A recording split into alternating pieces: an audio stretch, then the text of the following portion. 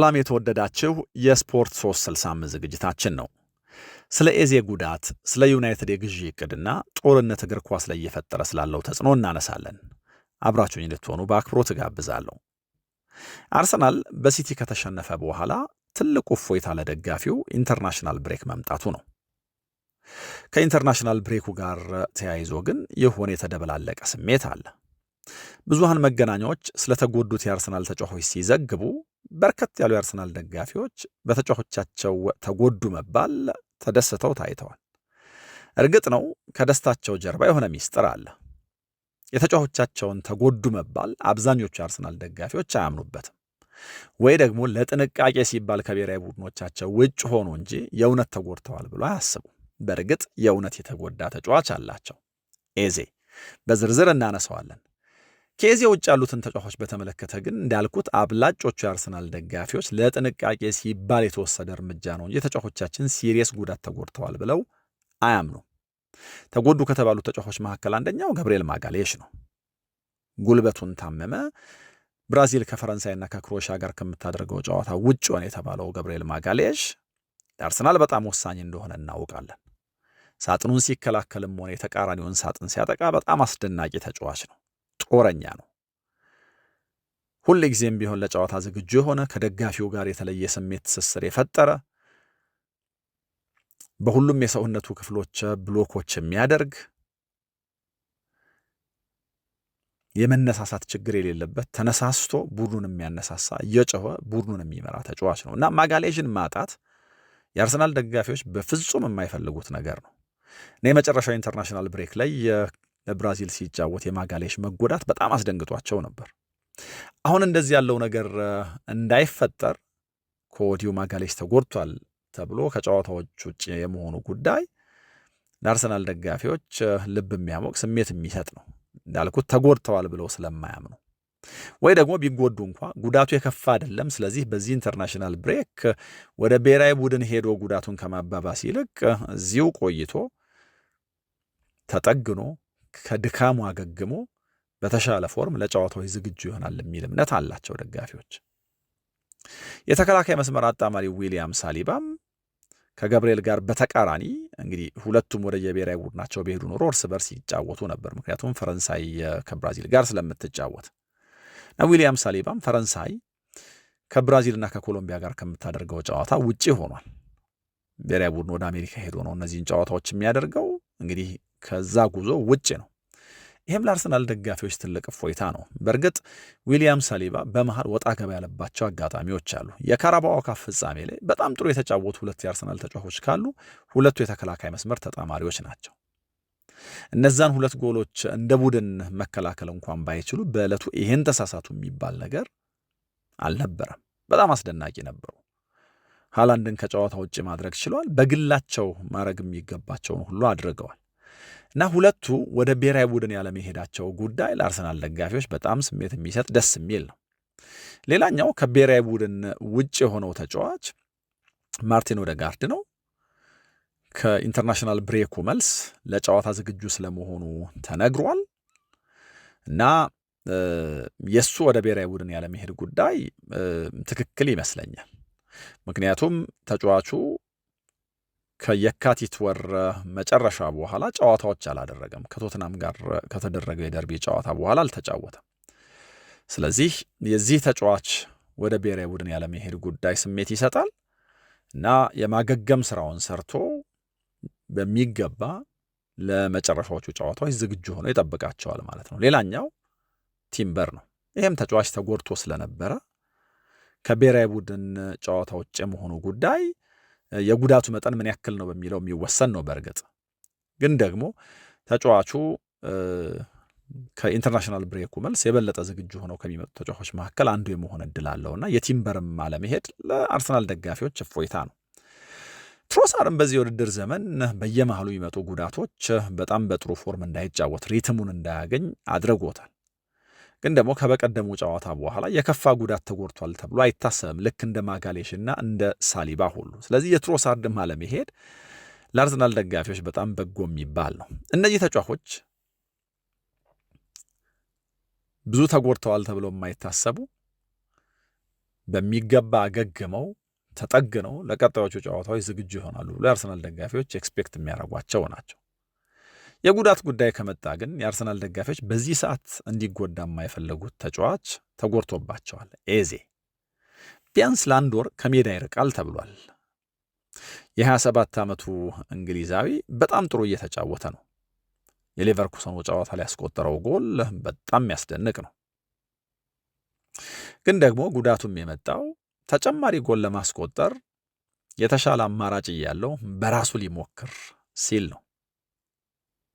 እዛ ጨዋታ ላይ ተቀይሮ ገባ። ለካራባኦ ካፕ ፍጻሜ ይደርሳል። የከፋ አልነበረም ጉዳቱ ተብሎ ነበር፣ ግን ደግሞ ለፍጻሜው መድረስ አልቻለም። ፍጻሜው ላይ እንዳየነው አርሰናል አይነተኛ የፈጠራ ችግር ነበረበት። ኳሱን ይዞ የሚቆይ ተጫዋች አልነበረውም። ኳሱ እየተጠለዘ በተደጋጋሚ ሳጥን ውስጥ እየመጣ በጣም አስከፊ ሁለተኛ አጋማሽ ነበር በተለይ ነበራቸው እና ቡድኑን እንደዚህ ባለ መንገድ አጉድሎታል። ከእሁዱ የፍጻሜ ጨዋታ በኋላ ከካራባኦ ካፕ የፍጻሜ ጨዋታ በኋላ ተጨማሪ ምርመራዎች ማድረግ ይኖርበታል። ከዛ በኋላ ነው የምናሳውቀው ብሎ ነበር ሚኬል አርቴታ። አሁንም የምርመራው ሙሉ ውጤት ኤዜ ለምን ያክል ጊዜ ከሜዳ እንደሚርቅ አላሳወቀም፣ ተጨማሪ ምርመራዎች ስለሚያስፈልጉ። ጊዜያዊ ምርመራው ግን ከ4 እስከ 6 ሳምንት ከሜዳ ይርቃል የሚል ሀሳብ አንስቷል። ግን ደግሞ በቀጣዮቹ 6-7 ቀናት ውስጥ ተጨማሪ ምርመራ ተደርጎለት በትክክል ከሜዳ የሚርቀው ለስንት ጊዜ ነው የሚለው ይታወቃል ተብሏል። እና የኤዜ እንደዚህ ባለ መንገድ ከሜዳ ይርቃል መባል ለአርሰናል ደጋፊዎች ቅድም ከብሔራዊ ቡድኖቻቸው ውጭ በመሆናቸው ምክንያት እንዳስደሰቱት ተጫዋቾች የሚያስደስት አይመስለኝም። በእርግጥ በጣም ጥሩ ነገር ካለ በኢንተርናሽናል ብሬኩ የተወሰኑት ቀናት ይበላሉ። ስለዚህ በጣም ብዙ ጨዋታዎች አያመልጡትም። መጨረሻ ላይ ላሉት ጨዋታዎች ይደርሳል የሚል ተስፋ ወይ ደግሞ ደስታ ይኖራል። ከጉዳቱ በፊት ኤዜ ከአርሰናል የመጨረሻ 10 ጨዋታዎች 8ቱን ጀምሯል። ያው ወደ ጋርድም የለም ምርጫዎች የሏቸው እና ግን ይሄ ኤዜ በጣም ጥሩ ፎርም ላይ የሚሆንበት ጊዜ ነው። የውድድር ዘመኑ የመጨረሻ ምዕራፍ ላይ ኤዜ ሁል ጊዜም ጎሎች ያስቆጥራል። በሊጉ በተጫወተባቸው ዓመታት ሁሉ ከ30ኛው እስከ 38ኛው ሳምንት ባለው ጊዜ የተለየ ኤዜ ነው የሚታየው እና ይሄንን ለአርሰናል እያስመለከተ እያሳየ ነበር እና አንድም ጨዋታ ሚስ እንዲያደርግ አይፈልጉም። ቢያንስ ከተጠባባቂ ወንበር እንኳን እንዲነሳ ይፈልጋሉ እና ደግሞ ወደ አርሰናል ከመጣ በኋላ ባደረጋቸው ጨዋታዎች እንግዲህ 9 ጎሎችና 6 አሲስቶች አሉት። እነዚህ ጎሎች ደግሞ በአብላጫው የሚመጡት አሁን ባልኩት ጊዜ ነውና ኤዜን ሚስ ማድረግ አይፈልጉም፣ ግን ለተወሰነ ጊዜ እንዲያጡት ይገደዳሉ። አርሰናል ከኢንተርናሽናል ብሬኩ በኋላ ወደ ጨዋታ የሚመለሰው ሚያዝያ 4 ነው ከሳውዛምተን ጋር በኤፍኤ ካፑ የኳርተር ፋይናል ጨዋታ። ከዛ በኋላ ወደ ሊዝበን ሄዶ ስፖርቲንግን ይገጥማል በሻምፒየንስ ሊጉ። ኤፕሪል 7 የሚደረግ ሚያዝያ 7 የሚደረግ ጨዋታ ነው። ሳውዛምተንን ከገጠመ ከ3 ቀን በኋላ የሚደረግ። ከዛ በኋላ ደግሞ ሚያዝያ 11 ከበርንመስ ጋር ሜዳው ላይ ይጫወታል። ሚያዝያ 19 ወደ ኢትሃድ ሄዶ ሲቲን የሚገጥምበት ጨዋታ አለ። በጣም ወሳኝ ጨዋታ ነው። ከዛ ደግሞ ሜዳው ላይ ሚያዝያ 25 ከኒውካስል ጋር ይጫወታል። እነዚህ በጣም ፈታኝ ጨዋታዎች ናቸው። ምክንያቱም ኒውካስል እና ማንቸስተር ሲቲ ከሻምፒየንስ ሊግ ውጭ ሆነዋል። ስለዚህ እንደ አርሰናል አይነት የጨዋታ መደራረብ ወይ ደግሞ በየተወሰኑ ቀናት የመጫወት ፈተና ውስጥ አይገቡም። ስለዚህ አርሰናል አብላጮቹን ተጫዋቾች በጤና የሚፈልግበት ጊዜ ብቻ ሳይሆን በጣም በጥሩ ብቃት የሚፈልግበትም ጊዜ ጭምር ነው። ከዚህ አንጻር የኤዜ ጉዳት ለደጋፊው በትክክለኛ ጊዜ ያልመጣ እንደሆነ ሊታሰብ ይችላል። ምናልባት በበጎነት ከታየ ግን የኦደጋርድ መመለስ ከዚህ ጋር መገጣጠሙ ደጋፊው በጥሩ ጎኑ ሊያዩ ይችላል። እንግዲህ የካቲት 22 ከቶትናም ጋር ሲጫወት ነው ለመጨረሻ ጊዜ የማርቲን ኦደጋርድ የተጫወተው። የሚኬል ሜሪኖም መጎዳት ይታወቃል። አንደውም የሜሪኖ የመመለሻ ጊዜ በጣም ያልተለመደ ጉዳት ስለሆነ የመመለሻ ጊዜው አይታወቅም ነው የሚባለው። ኤተን ዋኔሪ ወደ ማርሴይ ተልኳል። እንግዲህ አሁን እንደዚህ ባለው ጊዜ ይህንን ቦታ ሊሸፍን የሚችለው ወይ ከተጠባባቂ ወንበር የሚነሳው ተጫዋች እሱ ነበር፣ ግን እሱም የለም። ስለዚህ ይሄ መጥፎ ነው የሚያስብለው ነገር ነው። የኦዴጋርድ መመለስ ግን አንድ በጎ ነገር ነው። ሌላኛው ግን ቅድም እንዳልኩት በጣም ጥሩ ፎርም የሚያሳይበት ጊዜ ስለሆነ ጥሩ ብቃቱን የሚያሳይበት ጊዜ ስለሆነ በዚህ ሰዓት የተጫዋቹን መጎዳት ደጋፊዎች አይፈልጉትም። ማንስፊልድ ላይ ሌቨርኩሰን ላይ ምናምን ያስቆጠራቸውን ጎሎችና የጎሎቹንም ጥራት ማየት ለዚህ በጣም በቂ ይመስላል። እንዳልኩት ግን ቅድም ኢንተርናሽናል ብሬኩ የሚበላቸው ቀናት በመኖራቸው ምክንያት ከወሳኞቹ ጨዋታዎች በፊት ኤዜን እናገኘዋለን የሚል ተስፋ አለ። ምክንያቱም በፕሪሚየር ሊጉ የሚጫወቱት ኤፕሪል 11 ወይ ደግሞ ሚያዝያ 11 ነው። አሁን እንግዲህ ያለነው መጋቢት 24 ነው። ስለዚህ የተወሰኑ ቀናት ይበሉላቸዋል በእንደዚህ አይነት መንገድ እና ደግሞ ተጨማሪ ስካን ሲደረግለት የተጫዋቹ ጉዳት ሊያጥርም ሊረዝምም የሚችልበት እድል አለ። ስለዚህ ኢንተርናሽናል ብሬኩ ከዚህ አንጻር ደጋፊው በተወሰነ መልኩ የዚህንም ጉዳት በተመለከተ ነገሩን እንዲወጣው ሊያረግ ይችላል። ያው ተጫዋቹ ወደ ዓለም ዋንጫው መሄድም ስለሚፈልግ የመጨረሻዎቹን ጨዋታዎች ይፈልጋቸዋል። ለነገሩ በቶማስ ቱኸል በጣም ከሚወደዱ ተጫዋቾች አንደኛው ነው። በጥሩ ጊዜ ግን ኦዴጋርድ ተመልሶላቸዋል። የፍጻሜው ጨዋታ ላይ አልደረሰም እና ከጉዳት ጋር ተያይዞ የአርሰናል ደጋፊዎች በአብላጮቹ ተጫዋቾቻቸው ተጎድተው ከብሔራዊ ቡድን ውጪ ናቸው መባል የሆነ አይነት የደስታ ስሜት ተሰምቷቸዋል። ቤዜ ግን እንደዛ ያለ ስሜት አይሰማቸውም። ለአንድ ወር በትንሹ ሊርቅ ይችላል ተብሏል። ሌላኛው የምናነሳው ጉዳይ ከዚህ ከማንቸስተር ዩናይትድ ጋር የተገናኘ ጉዳይ ነው። ማንቸስተር ዩናይትድ እንግዲህ ከሜዳ ውጭ ባሉት ጉዳዮች ተጠምዶ የሚቆይ ይመስላል። እንግዲህ የፕሪሚየር ሊግ ጨዋታዎች ለጊዜው ከማያረጉ ቡድኖች አንደኛው ነው። ያው ከአክሽን በጣም ርቆ ኤፕሪል 13 ነው የሚጫወተው፣ ሚያዝያ 13። ከሜዳ ውጭ ግን በጣም ብዙ ስራዎች አሉበት። ከወዲሁ ለክረምት በጣም ብዙ እቅዶች አሉት ዩናይትድ። ዋነኛው የእቅዱ ክፍል ደግሞ አማካይ ክፍሉን ማጠናከር ነው። ይህ አማካይ ክፍል ለረጅም ጊዜ ሲያጠያይቅ የኖረ ነው። ለረጅም ጊዜ ከፈርጉሰን መውጣት በኋላ ይሄ አማካይ ክፍል ጥያቄ ተነስቷል። ግን ደግሞ የተለያዩ ተጫዋቾች ተሞከሩ፣ አልተሳካም።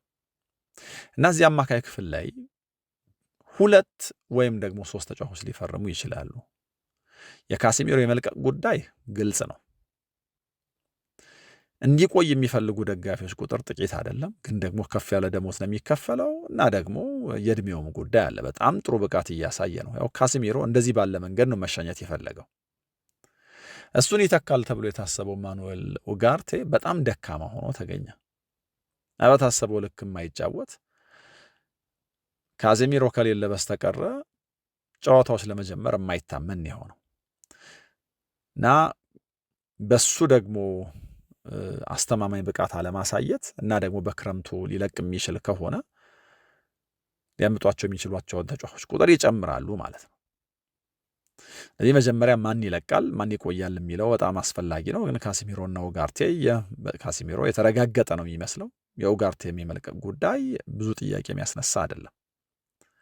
እንግዲህ ከዚህ ቀደም እዚህ ካሲሚሮ የሚጫወትበት ቦታ ላይ እንደ አይነተኛ ተመራጭ አድርገው ፍሬንኪ ዲዮንግን፣ ምክንያቱም እዚህ ቦታ ላይ የሚጫወቱት ዘመናዊ ተጫዋቾች እንደው በሸርተት የሜዳ የሚላጩ በጣም ጉልበተኛ መሆን አይጠበቅባቸውም። ጨዋታ የማንበብ ክህሎታቸው በጣም የተለየ፣ ከመከላከል ወደ ማጥቃት በቶሎ መሸጋገር የሚችሉ እና ደግሞ ፕሮግረሲቭ አጫወታቸውም በጣም የተዋጣለት ነው እና ፍሬንኪ ዲዮንግ ከዚህ አንጻር ዘመናዊ የዚህ ቦታ ተጫዋች ነው።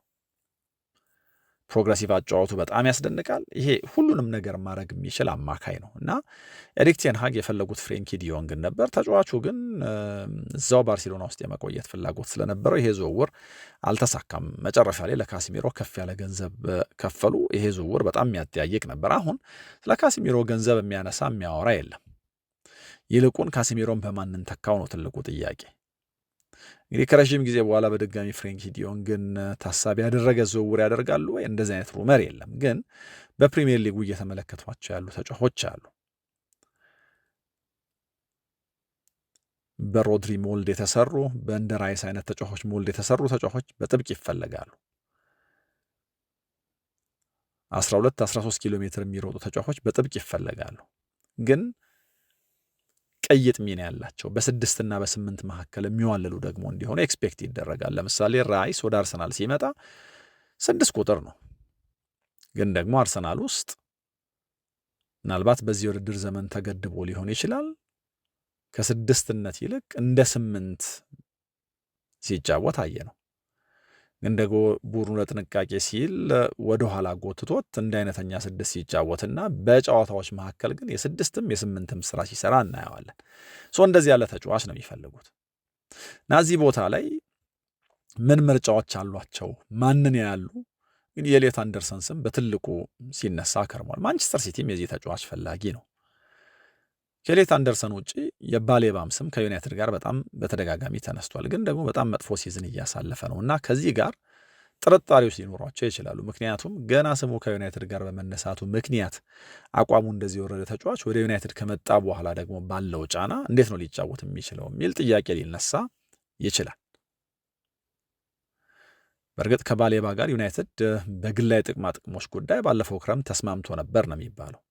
ብራይተኖች ግን ልክ እንደ ሞይሰስ ካይሴዶ በጣም ትልቅ ገንዘብ ስለጠበቁ ወይ ደግሞ ስለፈለጉበት የተጫዋቹ ዝውውር ሳይሳካ ቀርቷል። ሌላኛው የአዳም ዋርተን ጉዳይ ነው። አዳም ዋርተንም በዩናይትድ ከሚፈለጉ ተጫዋቾች አንደኛው ነው።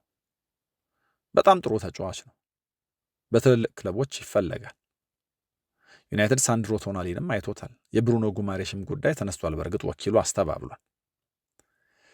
ግን ዩናይትድ ማንን ነው በትክክል ሊያስፈርም የሚችለው የሚለውን እናያለን። አንደርሰን በጣም ጥሩ 6 ቁጥር ነው።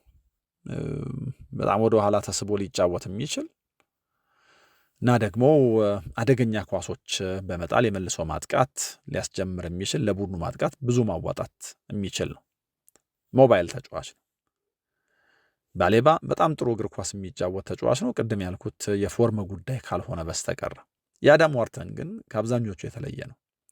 ምናልባት እነዚህ ሁለት ተጫዋቾች ሜይኖ ዩናይትድ ውስጥ እያለ አንደርሰንም ባሌባም ተጣምሮ ሊጫወቱ ይችላሉ። የአዳም ዋርተን ግን ትንሽ ለየት ያለ ነው እና በጣም ጥሩ ዲፕላይንግ ፕሌይሜከር ነው። ፕሮግረሲቭ ፓሶቹ በጣም ያስደንቃሉ። በሀፍተርን እንደው ኳስ ይዞ በጣም በቶሎ የተጋጣሚው ሳጥን አካባቢ አደጋ ሊፈጥሩ የሚችሉ ኳሶች መስጠት መሞከር ምናምን ይችላል። ተጋጣሚዎቹን እንደዚህ ባለ መንገድ ማለፍ ይችላል እና ይሄ ነፃነቱ የቡድኑን ማጥቃት የቡድኑን ፕሮግሬሽን ወደፊት መሄድ በጣም በብዙ የሚያግዝ ቢሆንም ግን ደግሞ እንደ ሜኖ ካለ ተጫዋች ጋር በፍጹም ሊጣመር አይችልም። የበለጠ የእሱን አድቬንቸረስ ሩጫዎች የሚጠብቅ ቦዲጋርድ ያስፈልገዋል እና ከዚህ አንጻር የአዳም ዋርተን የሚመጣ ከሆነ የዩናይትድ ሴታፕ ሊቀየር ይችላል እና አዳም ዋርተንም ኮንሲደር ከተደረጉ ተጫዋቾች መካከል ነው እና እዚህ ቦታ ላይ የሚነሱ ተጫዋቾች እነዚህ ናቸው። ኤሊዮት አንደርሰን፣ ባሌባ፣ አዳም ዋርተን እና ደግሞ ሳንድሮ ቶናሊ አይነት ተጫዋቾች ማለት ነው እና የብሩኖ ጊማሬሽን ጉዳይ እንዳልኩት ወኪሉ አስተባብሏል እና ዩናይትድ እነዚህ ላይ ትኩረት አድርጎ በክረምቱ ቢያንስ 2 አማካዮች ለማስፈረም ጥረት እያደረገ ነው። በጣም በትኩረት እየሰራ ነው። ወደ ሻምፒየንስ ሊግ መግባት መቻል ደግሞ የእነዚህን ተጫዋቾች መዳረሻ የበለጠ ይወስነዋል እና ዩናይትድ በድጋሚ ተጫዋቾች አትራክት ማድረግ እንዲችል እድል ይሰጠዋል የዚህ ውድድር ዘመን ጠንካራ አጨራረስ። ሌላኛው ግን ከዝውውር ጋር ተያይዞ ዩናይትድ ቤት ውስጥ በጣም ትልቅ ጥያቄ የሚነሳበት ልክ እንደ ካሲሚሮ ክለቡ ሊለቅ ይችላል ተብሎ የሚታሰበው ብሩኖ ፈርናንዴዝ ነው። ብሩኖ ፈርናንዴዝ ደግሞ የሚለቅ ከሆነ ዩናይትድ ገበያው ላይ በጣም ትልቅ ክፍተት ስለሆነ የብሩኖ ፈርናንዴዝ መልቀቅ የሚያመጣው ብዙ ማጤን ብዙ ማየት ይኖርበታል። ተጫዋቹ ዩናይትድ እሱ ላይ የተከተለውን አፕሮች እንደማይወደው ተናግሯል በአንድ ቃለ ምልልስ። አሞሪም ስለሚፈልገኝ ቆየው እንጂ ክለቡማ አሳልፎ ሊሰጠኝ ነበር በሚል በክለቡ መከፋቱን ገልጿል። እና ግን ተጫዋቹ በዩናይትድ ይቆያል አይቆይም የሚለው ነገር በጣም ወሳኝ ነው። እንደ ያለፈውን ትተን አሁን ላይ በጣም ጥሩ ፎርም ላይ ያለ ተጫዋች ነው። ዩናይትድ በሻምፒየንስ ሊግ በሚቀጥለው የውድድር ዘመን የሚሳተፍ ከሆነ በዋናነት የሚሳተፈው በሱ ምክንያት ነው። ግን ደግሞ አሁንም ውሳኔ መወሰን ይኖርባቸዋል። እድሜውን፣ ደሞዙን፣ ሊቀርብላቸው የሚችልን የዝውውር ገንዘብ ታሳቢ ያደረገ። በእርግጥ አሁን ካለው ጂኦፖለቲካል ሲቹዌሽን መነሻ የከዚህ ቀደሙ ዝውውር ብሩኖ ፈርናንዴዝ ይመርጠዋል ወይ? ትልቅ ጥያቄ ነው። ምክንያቱም ባለፈው ክረምት አልሂላል ነበር ተጫዋቹን ሊያስፈርም የፈለገው እና 80 ሚሊዮን ፓውንድ ለመክፈል ዝግጁ ነበሩ። እንደው ዩናይትድ ለድርድር ራሱን ክፍት ቢያደርግና የእውነት ቢሸጠው ኖሮ እስከ 100 ሁሉ ለመክፈል ዝግጁ ነበሩ ተብሏል። አንደኛ አሁን የዛን ያክል ገንዘብ የመክፈል ፍላጎት አላቸው ተብሎ አይታሰብም። ሁለተኛ ግን ቅድም እንዳልኩት በጦርነት በምናምኑ ምክንያት ብሩኖ ፈርናንዴዝ ወደዛ መሄድ ይፈልጋሉ ወይ? ዝውውሩን ብዙ ሳቢ ላያረገው ይችላል አሁን ያለው ወቅታዊ ሁኔታ። ስለዚህ እነዚህ ሁሉ ነገሮች ይወስኑታል። ግን የብሩኖ ፈርናንዴዝም ጉዳይ በዩናይትድ ሰዎች ሊመለስ የሚገባው ነው እና አሁን የሳውዲ ክለቦች እንደው ጥያቄ ቢያቀርቡላቸው የተጫዋቹ የመፈለግ ያለመፈለግ ጉዳይ እንዳለ ሆኖ የሚቀርብላቸውን ገንዘብ 30ዎቹ ስለሆነ ተጫዋች እምቢ ይላሉ ወይ? ያኔውን ግማሽ እንኳን ቢያቀርቡ ትልቅ ጥያቄ ነው። እንግዲህ 2027 ላይ ኮንትራቱ ያልቃል። ለተጨማሪ 1 ዓመት ማራዘም የሚል አንቀጽ አለው ውሉ ላይ። ዩናይትድ ይህን ትሪገር ያደርገዋል ወይ? እናያለን። አሁን ባለው ሁኔታ የዩናይትድ ሰዎች ቢለቁት ይቅር አይባሉም። ግን ደግሞ ደጋፊው ያው እግር ኳስ ነውና ለምሳሌ እንደ ከዚህ ቀደሙ ትልቅ ገንዘብ ቢቀርብ አይ የለም የቀረበው ገንዘብ ቡድናችንን እንድናጠናክር ሊረዳን ይችላል ብሎ ደግሞ ሊያምን ይችላል እና የብሩኖ ፈርናንዴዝም ጉዳይ በጣም በትልቁ የሚነሳ ነው። ለዩናይትድ ሰዎች የሚቀርበው ገንዘብ ትልቅ መሆኑ እንደው ቡድናችንን እንድናጠናክር ይረዳናል አይረዳንም ከሚለው ነገር አንጻር ብቻ ሳይሆን የሙሐመድ ሳላ ተጨማሪ ኮንትራት ከፈረመ በኋላ ያለ ፎርም በተለይ ከእድሜ ጋር ለዩናይትድም ሰዎች ትምህርት ሆኖ ደግሞ አይ የለም ብሩኖ ፈርናንዴዝን ለተጨማሪ ጊዜ እዚህ እንዲቆይ አንፈልግም ሊሉ ይችላሉ። እናያለን። እሱም ይለቅ ከሆነ ደግሞ ተጨማሪ የገበያ አማራጮችን ማየት ያስፈልጋል ማለት ነው ዩናይትድ ውስጥ። ይህ እንግዲህ ከዩናይትድ የዝውውር እቅድ ጋር ተያይዞ በትልቁ የሚነሳ ጉዳይ ነው። ሌላኛው ግን መጨረሻ ላይ ላነሳ የፈለግኩት የዚህ አሜሪካና እስራኤል በጣምራ ሆነው ከኢራን ጋር ስለፈጠሩት ጦርነት ነው። መቼስ ጦርነት በጣም አስከፊ ነገር ነው። በጦርነት መካከል ብዙ ያልተፈለጉ ነገሮች ይፈጠራሉ፣ ንጹሐን ይሞታሉ። ጦርነት ደስ አይልም። አንዳንድ ጊዜ እንደኛ በርቀት ተቀምጦ እንደዚህ ያለውን ጦርነት ለሚያይ ወይ ደግሞ እንደሆነ ውሃው ለሌለው ሰው ጦርነት ያለው አስከፊነት ወይ ደግሞ እንደው አሜሪካና እስራኤል በጣምራ ሆነው ከኢራን ጋር መዋጋታቸው እኛ ላይ ተጽዕኖ ያለው ላይመስለው ይችላል። ግን ደግሞ አሁን እኛ ላይ ያለውን ተጽዕኖ እንኳን በጣም በተለያየ መንገድ እያየነው ነው። በጣም በብዙ መንገድ የሆነኛ የዓለም ጫፍ ላይ ጦርነት ሲነሳ በቀጥተኛም ሆነ በተዘዋዋሪ መንገድ ሁሉም ይጎዳል እና ጦርነት በጣም አስከፊ ነው። በርደኑ ጫናውም በጣም ከፍ ያለ ነው። ከብሔራዊ ቡድኖች ጋር ከእግር ኳስ ጋር ተያይዞ ያለውን ጫና ላሳያችሁ ነው። እኔ ግን ደግሞ ኢኮኖሚያዊ ጫናውም ቀላል የሚባል አይደለም እና የሆነ ቦታ ጦርነት ሲነሳ ጦርነት ከማሟሟቅ ይልቅ የጦርነቱን መቆም መሻት መፈለግ በጣም አስፈላጊ ነው። ለማንኛውም ከዚህ ከዩኤስ እስራኤልና ኢራን በተቃራኒ ከሚያደርጉት ጦርነት ጋር የዓለም ዋንጫ ዝግጅት፣ የኤዥያ የሻምፒየንስ ሊግ ጨዋታዎች ምናምን በጣም ትልቅ ፈተና ውስጥ ገብተዋል። እንግዲህ 3 ሳምንት ምናምን ያለፈ ይመስለኛል አሁን ጦርነቱ ከተጀመረ እና ብዙ ስትራግል እያደረጉ እየተቸገሩ ያሉ ብሔራዊ ቡድኖች፣ ሀገሮች፣ ተጫዋቾች አሉ። አንደኛ ራሷ ኢራን የዓለም ዋንጫ ዝግጅቷ ተስተጓጉሏል።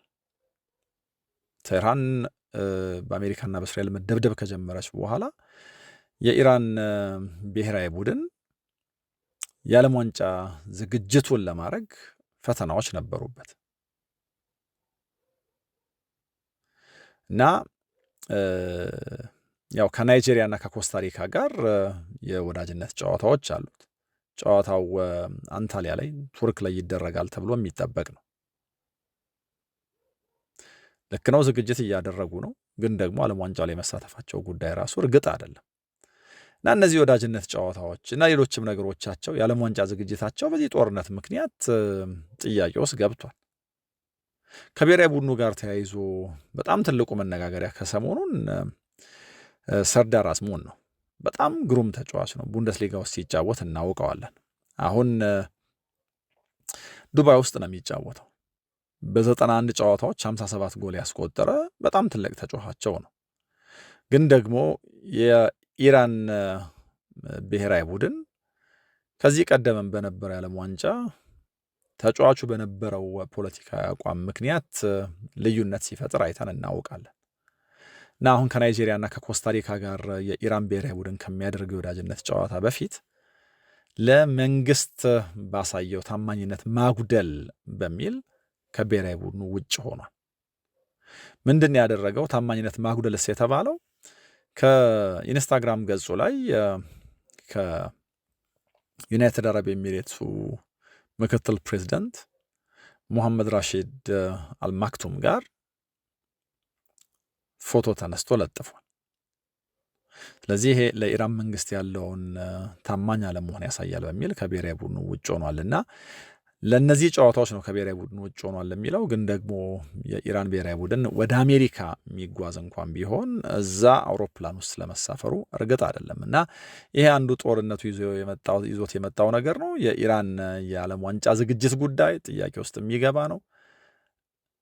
ከዛ ደግሞ እንደው ዝግጅቱ እንኳን ጤናማ ቢሆን ወደ ዓለም ዋንጫ ትሄዳለች ወይ ሌላ ነገር ነው። በእርግጥ ነገርየው ሌላ መልክ እየያዘ ይመስላል ከወደ አሜሪካ በኩል ከሚሰጡ መግለጫዎች አንጻር በቀናት ውስጥ እናያለን። ሌላኛው ተጽዕኖ ውስጥ እየገባ ያለው የዚህ የኤዥያ ሻምፒየንስ ሊግ ነው።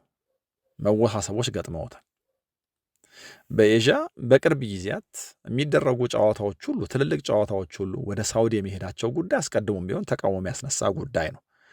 በተለይ ከኳርተር ፋይናል በኋላ ያሉት ጨዋታዎች በሙሉ ጀዳ ነው የሚደረጉት እና በዚህ ብዙ የኤዥያ ሀገራት ደስተኛ አይደሉም። አሁን ግን አስገዳጅም ነገር አለው። በዚህ የኤዥያ ሻምፒየንስ ሊግ ጨዋታዎች እንግዲህ የመጨረሻ 8 ውስጥ የገቡት ቡድኖች ኤፕሪል 16 ነው ጨዋታ ይጀምራሉ ተብሎ የሚታሰበው። ከ9 ቀናት በኋላ ደግሞ ፍጻሜ ይደረጋል ተብሎ ይታሰብ ነበር። ግን ደግሞ አሁን ስለ 8ቱ ጨዋታዎች ከመወራቱ አስቀድሞ መጨረስ ማለቅ የነበረባቸው 16 ውስጥ ማለቅ የነበረባቸው ጨዋታዎች አልተደረጉም ወይ ደግሞ ያላደረጉ ቡድኖች አሉ። የጃፓን፣ የማሌዥያና የታይላንድ ቡድኖች ያላደረጓቸው ጨዋታዎች። ስለዚህ ተጋጣሚዎቻቸውን ያላወቁ ቡድኖችም አሉ ማለት ነው። እና በሌላኛው ለምሳሌ በተለያዩ ምድቦች ነው እነዚህ ጨዋታዎች የሚደረጉት። እንደውም በአንዱ ምድብ ያሉት ጨዋታዎች የደርሶ መልስ መሆናቸው ቀርቶ በአንድ ጨዋታ እንዲወሰኑ ሁሉ ተደርጓል። እና ይሄ ጦርነቱ ያመጣው ተጽዕኖ ነው። ሌላኛው በዚህ ጦርነት ከተጎዱት ሀገራት መካከል አንደኛዋ ካታር ናት። የካታር የእግር ኳስ ፌስቲቫል የ2026ቱ በዚህ ጦርነት ምክንያት ተሰርዟል። 6 ቡድኖች ይሳተፉበት ነበር። ካታር፣ አርጀንቲና፣ ስፔን፣ ሳውዲ አረቢያ፣ ግብፅና ሰርቢያ እና 3 ስቴዲየሞች ውስጥ ከመጋቢት 26 እስከ 31 ይደረጋል ነበር የተባለው። ከሁሉም ግን የፋይናሊዝማ ጉዳይ ትልቅ ዜና ነው። የ2026 የፋይናሊዝማ ጨዋታ እንግዲህ እዚህ ካታር ውስጥ ነበር ይደረጋል የተባለው በስፔን እና በአርጀንቲና መካከል የአውሮፓ ሻምፒዮንና የደቡብ አሜሪካ ሻምፒዮኑን የሚያገናኝ ሜሲና ላሚን ያማልን የሚያገናኝ እና ሁለቱ ቡድኖች ይሄ ጨዋታ መሰረዙን ተከትሎ ግን ሌላ ሀገር ሌላ ቦታ ላይ ለመጫወት ስምምነት ስላልፈጸሙ የ2026ቱ ፋይናሊዝማ ለጊዜው እንግዲህ ተሰርዟል ማለት ነው። ሌሎችም በጣም ብዙ ውድድሮች የቦታ ለውጥ ያስፈልጋቸዋል። እንግዲህ በዚህ ምክንያት ካታር እነዚህን ስፖርታዊ ክንዋኔዎች በማዘጋጀት የስፖርታዊ መሆኗን ፍላጎት ያሳጣታል። ሌላኛዋ በጣም የምትጎዳ ሀገር ኡዝቤኪስታን ናት። እንግዲህ ኡዝቤኪስታን ለዓለም ዋንጫ አልፋለች። በጣሊያናዊው የዓለም ዋንጫ አሸናፊ ፋቢዮ ካናቫሮ ነው የምትመራው፣ የማንቸስተር ሲቲው ኩሳኖቭ ሀገር ማለት ነው። እና አብዛኞቹ ኡዝቤኪስታናውያን የሚጫወቱት ኢራን ውስጥ ነው። እና በዚህ ምክንያት ጦርነቱ ሲቀሰቀስ ያው እግር ኳስ እንግዲህ ሰላም ከሌለ እንደው በጣም አስፈላጊ ከሚባሉት ነገሮች ሁሉ ኋላ የሚቀመጥ ነውና በቃ ወደየሀገራቸው ወደየቤተሰቦቻቸው መመለስ አለባቸው። ስለዚህ ወደ ሀገራቸው ወደየቤተሰቦቻቸው እነዚህ ኡዝቤኪስታናውያን ተጫዋቾች እየተመለሱ ነው። እና ሲመለሱ ደግሞ ጨዋታ አያደርጉም። እንግዲህ ለዓለም ዋንጫ ጨዋታ ሳያደርጉ እንዴት ባለ መንገድ ዝግጁ ይሆናሉ? በጣም ትልቅ ጥያቄ ነው። በእርግጥ ለአሰልጣኙ ቀርበው ከአሰልጣኙ ጋር የሆነ አይነት ዝግጅት ያደርጉ ይሆናል። ግን ደግሞ በክለብ ደረጃ ሳይጫወቱ ምን ሳይሉ ከእግር ኳስ ርቀው እንዴት ባለ መንገድ ነው ለዓለም ዋንጫ የሚዘጋጁት የሚለው አሳሳቢ ነው። ሌላኛዋ ሀገር ሊባኖስ ናት። በእስራኤል ከፍ ያለ ጥቃት ከደረሰባቸው ሀገራት አንዷ ናት። እንግዲህ የሊግ ጨዋታዎቿ ሁሉ ተራዝመዋል። ለብሔራዊ ቡድኑ በጣም ትልቅ ችግር ነው። የ2027 የኤዥያን ካፕ የማጣሪያ ጨዋታ አለባት ከየመን ጋር። ሌላ በጦርነት የደቀቀች ሀገር ናት። ማርች 31 ነበር ይደረጋል ተብሎ የታሰበው። ግን ደግሞ ይህም ጨዋታ በጣም ትልቅ ጥያቄ የሚነሳበት ሆኗል። ሌላኛዋ በጣም ትልቅ ተጽዕኖ እየተፈጠረባት ያለች ሀገር ኢራቅ ናት።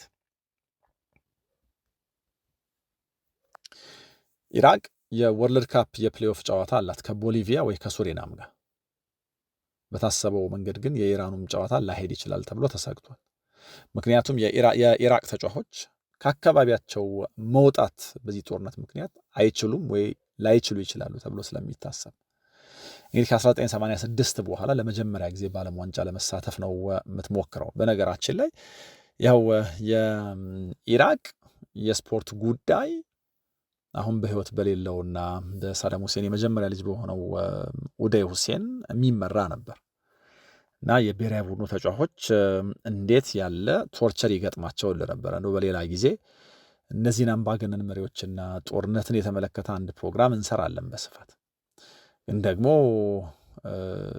በጣም ቶርች ይደረጉ ነበር። ለብሔራዊ ቡድኑ መጫወት የፍጹም ቅጣት ምት የመምታት ፍርሃት ሁሉ ተጫዋቾች ይገጥማቸው እንደነበረ እናውቃለን እና በኡደይ ነበር የሚመራው እና ይህን የኢራቅ ብሔራዊ ቡድን ጨዋታ በተመለከተ አሁን